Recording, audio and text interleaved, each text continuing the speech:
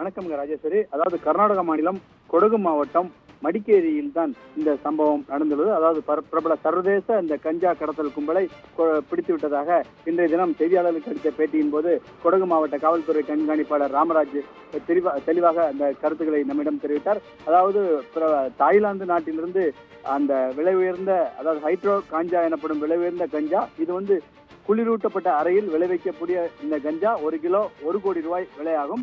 சுமார் 3 கிலோ இடையில 3 கோடி மதிப்புள்ள இந்த கஞ்சாவை தாய்லாந்திலிருந்து பெங்களூர் சர்வதேச விமான நிலையம் வழியாக கொண்டு வந்து இதனை கொடகு மாவட்டத்தில் பதுக்கி வைத்து பின்னர் துபாய்க்கு அனுப்பி வைப்பதற்காக ஏற்பாடுகள் நடந்துள்ளது. இது குறித்து தங்களுக்கு கிடைத்த ரகசிய தகவலின் அடிப்படையில் தான் கொடகு மாவட்ட போலீசார் இன்னைக்கு வீராஜ்பேட்டையிலிருந்து மடிக்கேரி வரும் சாலையில் வாகன சோதனை நடத்தி அந்த கும்பலை பிடித்துள்ளனர்.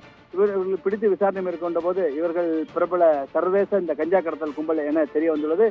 இதிலிருந்து ஒரு சிலர், அதாவது ஒரு நபர், கேரளாவை சேர்ந்த ஒரு நபர் கோழிக்கோடு விமான நிலையத்திலிருந்து தாய்லாந்து நாட்டுக்கு தப்பிச் செல்ல முயன்ற போது பிடிபட்டார். மற்றொரு நபர் பெங்களூரில் பிடிபட்டுள்ளார். மொத்தத்தில் இந்த பிடிபட்ட 7 நபர்களிடம் விசாரணை மேற்கொண்ட போது பல்வேறு திடுக்கிடும் தகவல்கள் வெளியாகியுள்ளன. தற்போது இவர்களிடம் ஒரு பறிமுதல் செய்யப்பட்ட 3 கோடி மதிப்புள்ள 3 கிலோ இடையில அந்த ஹைட்ரோ காஞ்சா மற்றும் ஒரு காரை பறிமுதல் செய்து தொடர்ந்து இவர்களுடன் தொடர்பில் உள்ள மற்ற நபர்கள் யார் என்பது குறித்து விசாரணை நடத்தி வருவதாக கொடகு மாவட்ட போலீஸ் சூப்பரண்டு ராமராஜ் நம்மிடம் தெரிவித்துள்ளார். இதேபோல் பல்வேறு பகுதிகளில் இந்த கஞ்சா கடத்தல் கும்பல்கள் நடமாட்டம் இருந்து வருகிறது. இதனை தடுக்கவும் நான் நடவடிக்கை தொடர்ந்து மேற்கொள்வேன் என்றும் தெரிவித்துள்ளாருங்க ராஜி.